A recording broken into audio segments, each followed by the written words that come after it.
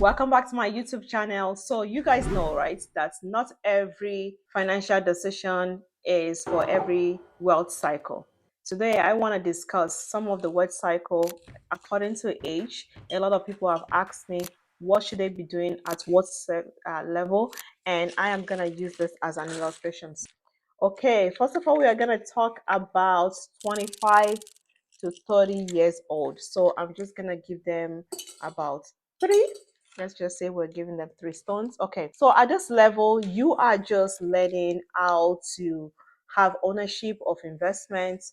This is you're trying to buy your first home, you're trying to invest in a small rental. You are just 20 to 30 years. A lot of people in this age group are not even ready. They don't even know what they're doing. So if you're already here, congratulations, because you can also do smaller investments like REITs, real estate investment trusts, and you can also partner with a small business. So let's say, somebody that has a cleaning store or a mechanic workshop, you could be partnering with somebody like that and have a 5%, 10% of their business. You're learning over here.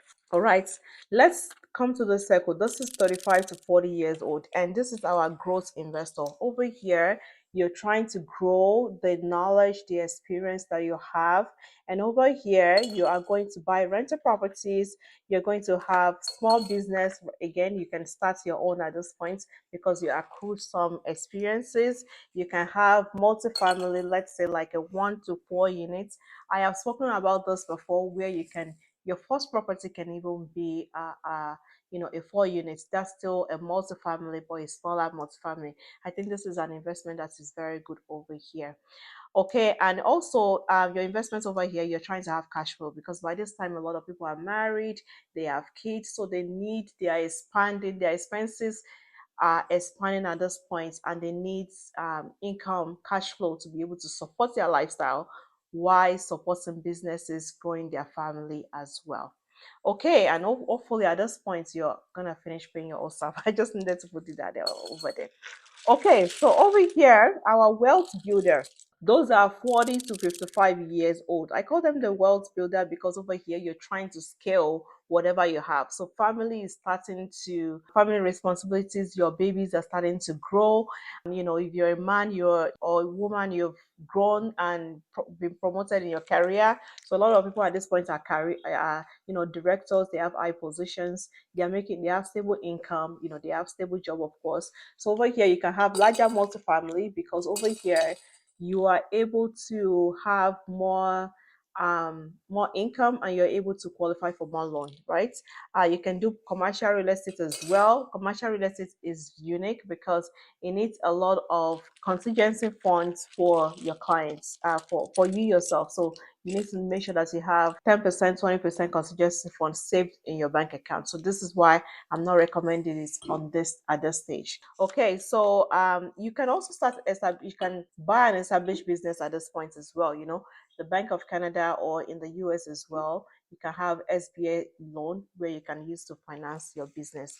And over here, you're leveraging on the relationship that you have as well, the relationship that you're collecting from here. So if you are here right now, this is going to help you by the time you get to this stage, because you can cash out, you can leverage on those relationships to know what kind of business to buy, what partner you want to have. You've vetted your partners, and by this time you're trusting them to be able to move to the next level. I hope this is making sense. Again, subscribe to my channel. By the way, for you guys that doesn't know me, oh my goodness, I didn't even introduce myself. My name is Deborah Ojo. I am a real estate investor as well as a serial business owner, and I love to just talk about real estate in US and Canada.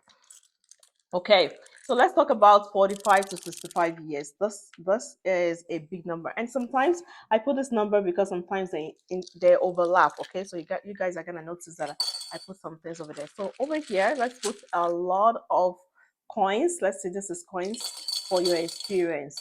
So you're 45 to 65 years old, and over here, let's even say here you have about $0 to $20,000, let's say, saved.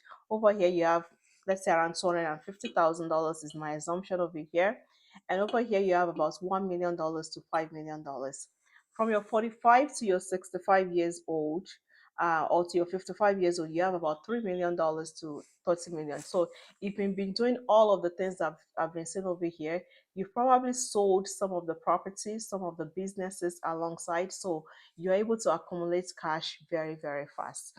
So over here, you're doing something I call passive growth, which means that you have development projects that maybe you partner on. You're not the main person that is doing it, but you partner with businesses, and those money are going to come up for cash returns. Maybe sometimes in every 5 years you double your money, right? So you put 200,000, if you put $1 million every 5 years, you can double it over here.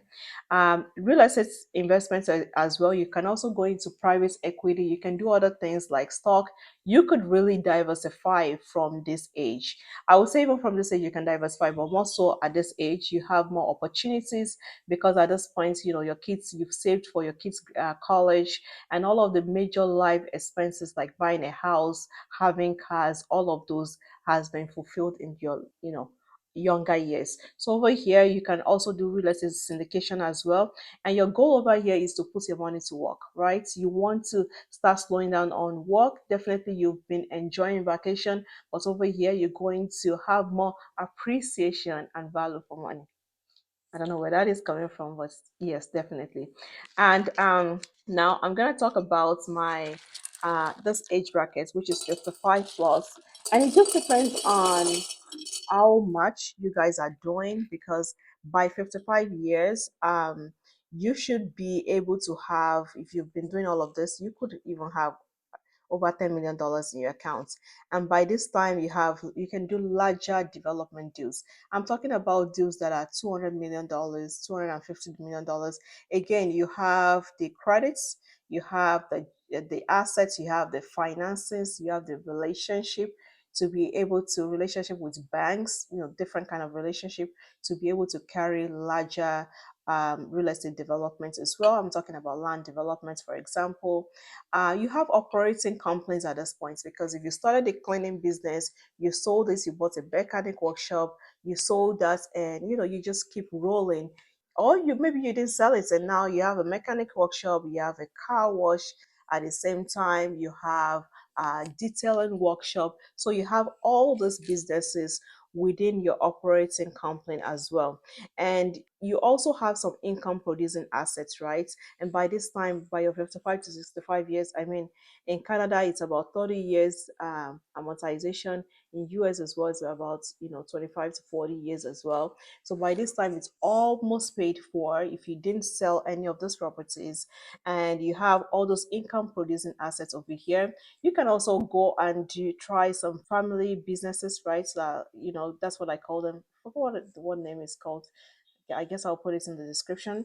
Your goal over here is to create wealth that outlives you. You're trying to leave money for your generation. You definitely have enough money over here. And I didn't even talk about insurance. Insurance is very important, and every cycle of your wealth journey, it's very important that you're ensuring the wealth that you've worked so hard to get, right? So what are the things that I want you to take over here? So people ask me, what is a stage and what should I be buying? What kind of things should I be doing? Should I start with developments? Should I buy businesses? Should I do rental properties? Should I even buy my homes? These are some of the simplest ways that I have been able to explain it. So you guys can put your comments in the description below. But not every investment is at every stage. The biggest mistake that people are going to make is making financial decisions for the level that they are not ready for, right? That is the biggest thing, that's the biggest mistake you're going to make. So I hope this is very helpful. Please subscribe to my channel. I'm bringing more and more information this week, and I'm shooting content about this week I'm shooting content about businesses and just wealth building in general. So I'll see you next time. Bye.